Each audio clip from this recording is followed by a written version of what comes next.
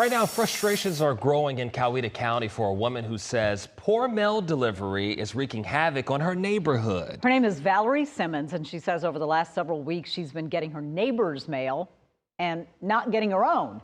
Simmons says she's had several conversations with a supervisor at the Noonan post office when she's returned her neighbor's mail, but to no avail. She says her neighbors are having that same issue. I get that they're stressed and they're short-staffed, but this is ridiculous. I've been dealing with this now for 3 months.